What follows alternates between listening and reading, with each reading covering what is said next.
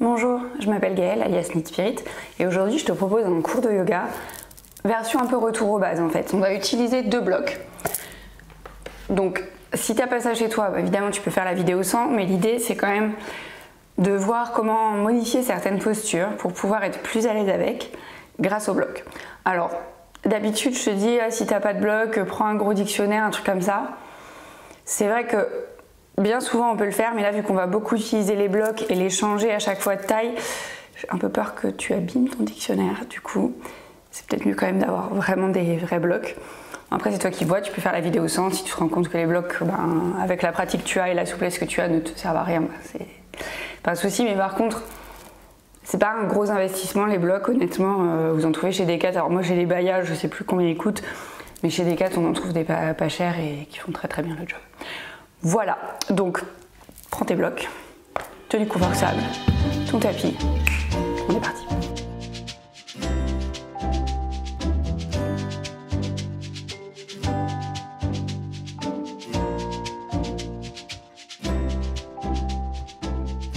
On va commencer par s'échauffer un peu. Ce que je te propose, c'est de t'asseoir directement sur le bloc.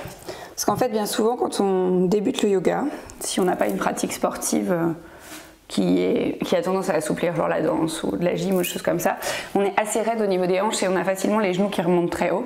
Du coup, assis antérieur, on est pas bien. Le fait de mettre le bloc sous les fesses, ça va permettre de surélever les hanches et de laisser les genoux descendre un peu plus bas. Et du coup d'être plus à l'aise et de se redresser. Parce que en général, quand on a les genoux trop hauts, on arrondit le dos.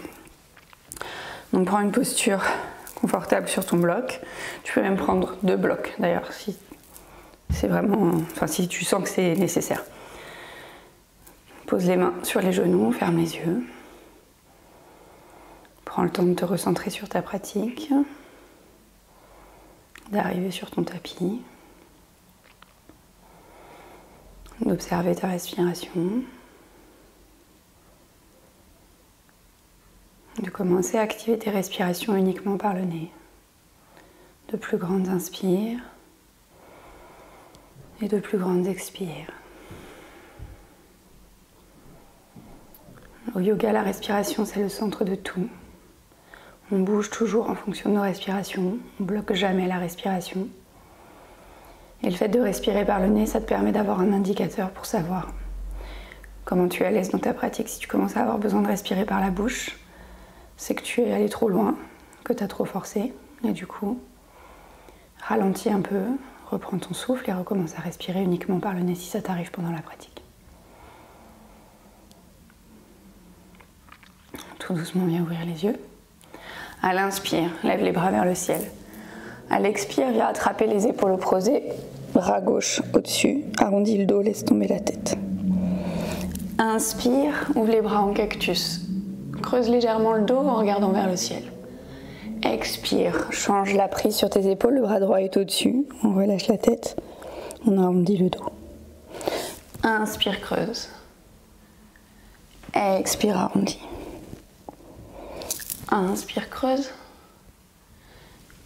Expire, arrondis. Encore une fois de chaque côté, on inspire, on creuse. On expire, on arrondit. On inspire, on creuse. Et on expire, on arrondit. Inspire, lève les bras vers le ciel. À l'expire, viens twister vers la droite. La main gauche se dépose sur le genou droit et le bout des doigts de la main droite derrière la fesse droite et on regarde derrière. Inspire, lève le bras droit vers le ciel. Reviens face à moi. Expire, main droite à l'extérieur du genou gauche. Arrondis, laisse tomber la tête. Inspire, les 2 bras vers le ciel. On fait la même chose à gauche. Main droite à l'extérieur du genou gauche ou sur le genou gauche. Bout des doigts de la main gauche derrière la fesse gauche. Inspire, lève le bras gauche vers le ciel. Reviens face à moi. Et expire, laisse tomber la main gauche à l'extérieur du genou droit. Relâche, arrondis le dos, laisse tomber la tête. Encore une fois de chaque côté, on inspire, on lève les bras vers le ciel. Expire, twist vers la droite. Inspire, bras droit vers le ciel. Expire, relâche. Inspire, les 2 bras vers le ciel. Expire, twist vers la gauche. Inspire, bras gauche au ciel. Expire, relâche. Inspire, redresse-toi.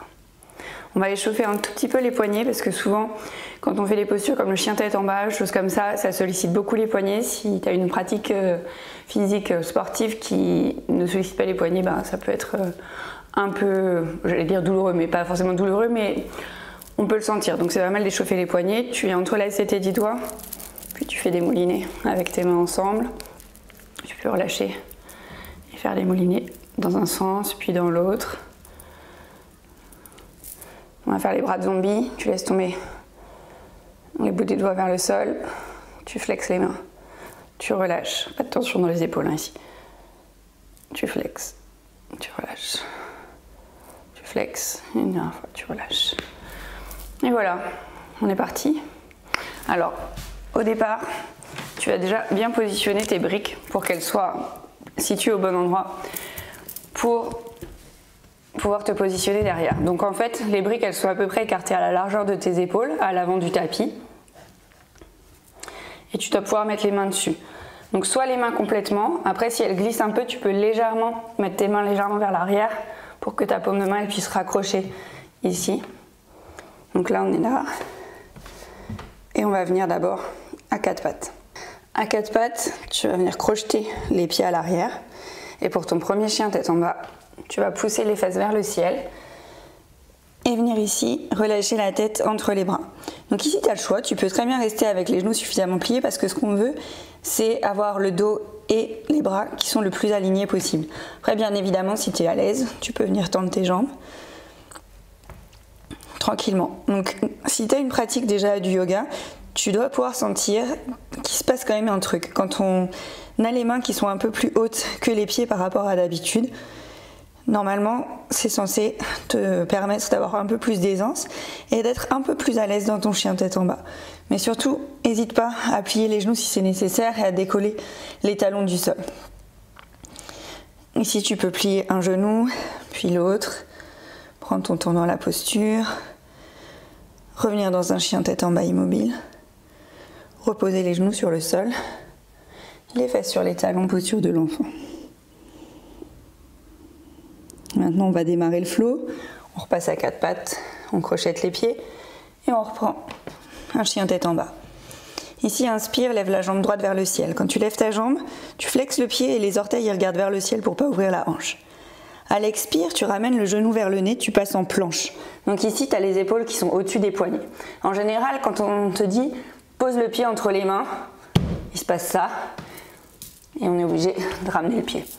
Ici, en étant surélevé, tu as ton pied qui est là et plus facilement tu vas pouvoir venir le déposer entre les briques. Pose le genou gauche au sol. Ici tu es en fente basse. Tu peux venir augmenter la hauteur de tes briques. Et ici on est peut-être un peu plus à l'aise dans la posture, voire même carrément sur le côté le plus haut. Et ici ça permet de se redresser, d'ouvrir le cœur, de regarder vers l'avant sans être... Parce que vous voyez, si j'ai pas les briques, je suis un peu plus recroquevillée sur moi-même, on est moins à l'aise. Ici, tu vas venir essayer de tendre la jambe droite à l'avant, relâcher la tête vers la jambe. Et expire, replie le genou. Tu viens décoller le genou gauche du sol. Et ici, c'est pareil, on est déjà plus en hauteur. Donc pour pouvoir prendre la fente haute, hop, on a juste à se redresser. Ça permet vraiment d'être vraiment plus à l'aise dans les postures. Enfin, tu me diras dans les commentaires ce que tu en penses par rapport à une pratique habituelle sans les blocs. Normalement, ça devrait changer quelque chose. Ici, tu as la jambe arrière bien tendue, le genou à l'avant bien plié. Et on va venir transformer notre fente haute en guerrier 2. Donc on vient déposer le talon gauche au sol, pied à 90 degrés. On continue de flexer les pieds ici. Et là, les bras viennent parallèles au sol. On a les hanches qui sont parallèles au grand côté du tapis. Et on regarde vers le majeur à l'avant. À l'inspire, on va retourner notre guerrier. On laisse glisser la main gauche sur la cuisse gauche, voire jusqu'au genou. Le bras droit vers le ciel. À l'expire, ici on revient en guerrier 2. Et on va prendre notre angle étiré sur le côté. Donc bien évidemment, tu peux le prendre ici, l'avant-bras droit sur la cuisse, bras gauche au-dessus de l'oreille gauche ou vers le ciel. Ce qui nous pose souvent souci, c'est quand on commence à vouloir poser le bout des doigts sur le sol, parce qu'en général on a tendance à du coup fermer le cœur pour aller plus bas, alors que ce qu'on veut dans cette posture c'est ouvrir le cœur. Du coup on prend notre bloc, on vient poser la main sur le bloc. Et du coup ici on peut prendre notre angle étiré du côté, avec beaucoup plus d'aisance et garder la poitrine ouverte. On revient en guerrier 2. Ici on va repositionner nos briques à plat pour pouvoir reposer les mains bien dessus. On tourne sur les orteils du pied à l'arrière. On vient prendre une planche et directement, chien tête en bas. Inspire, lève la jambe gauche vers le ciel. Tu as les orteils qui sont bien dirigés vers le sol pour ne pas ouvrir la hanche. Expire, ramène le genou vers le nez. Les épaules sont au-dessus des poignets, tu arrondis légèrement le haut du dos. Expire, pose ton pied sur le sol. Viens déposer le genou droit au sol. Ici, tu peux prendre tes briques, les remonter dans la hauteur moyenne ou carrément la hauteur la plus haute. Pose les mains sur le haut des blocs et viens tendre la jambe à l'avant, relâcher la tête vers la jambe. On replie le genou. Ici, on vient décoller le genou à l'arrière et sur une grande inspire, on lève les bras vers le ciel, on est en fente haute. À l'expire, tu viens transformer ta fente haute en guerrier 2. Le talon est sur le sol, pied à 90 degrés. Pas de tension dans les épaules, bras parallèles au sol. Inspire, retourne ton guerrier. À l'expire, tu repasses en guerrier 2. Et on vient utiliser, comme de l'autre côté, le bloc. Alors hop, je pousse pour que tu vois. Le bloc dans la hauteur la plus haute. Bras droit vers le ciel ou au-dessus de l'oreille droite, en fonction de la position qui te convient le mieux pour être à l'aise. Repasse en guerrier 2. Ici, on repositionne nos blocs à plat. On pose les mains sur les blocs. On tourne sur les orteils à l'arrière. On revient en planche. Et chien tête en bas. Reviens en planche. Les genoux sur le sol. Les fesses sur les talons, posture de l'enfant. Tout doucement, viens te redresser. On va prendre ici une dernière posture pour ouvrir le cœur encore une fois et surtout plier le dos vers l'arrière, mais en utilisant le bloc. En fait, c'est le demi-pont. Bien souvent, quand on le pratique, donc je te remontre au cas où tu vois pas ce que c'est, on ramène les pieds à plat derrière les fesses, à peu près, tu es capable de toucher le bout des... Enfin, avec le bout de tes doigts, de toucher les talons. Et ici, on va relever. Donc là, c'est une posture qui est dynamique puisqu'on engage les muscles pour permettre de lever les fesses. Mais ce qu'on va faire aujourd'hui, c'est qu'on va utiliser le bloc. Alors le bloc, je te rappelle, il y a 3 hauteurs. La toute petite, la moyenne, la plus haute. En fonction de ta colonne, en fait, de savoir si elle se plie plus ou moins vers l'arrière, tu vas mettre le côté... Alors, pas le plus petit, parce que le plus petit ça fera rien du tout, mais le côté moyen ou le côté le plus haut. Si tu débutes au yoga et que tu n'as pas une pratique genre de danse ou de gym ou chose comme ça à côté, prends peut-être plutôt ce côté-là parce que celui-là c'est assez intense.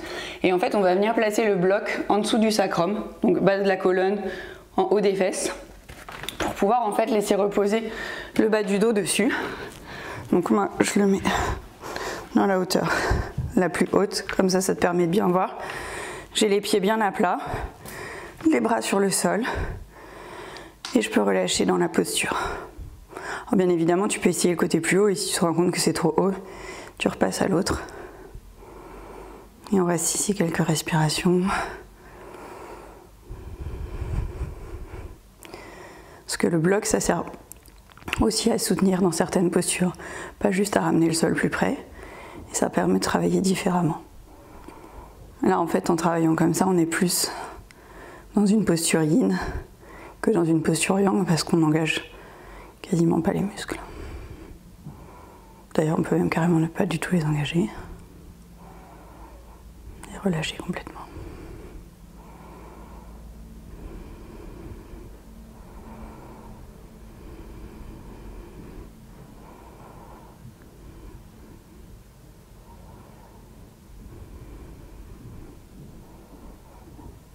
Pour venir sortir de la posture, Moi, ce que j'aime bien faire, c'est je viens sur les pointes de pied, je soulève mes fesses. Je défais le bloc de dessous le dos, je repose mon dos à plat. On relâche les genoux à la poitrine, on serre un peu les genoux vers soi. Et puis on vient s'étendre complètement sur le sol en Savasana, repos final.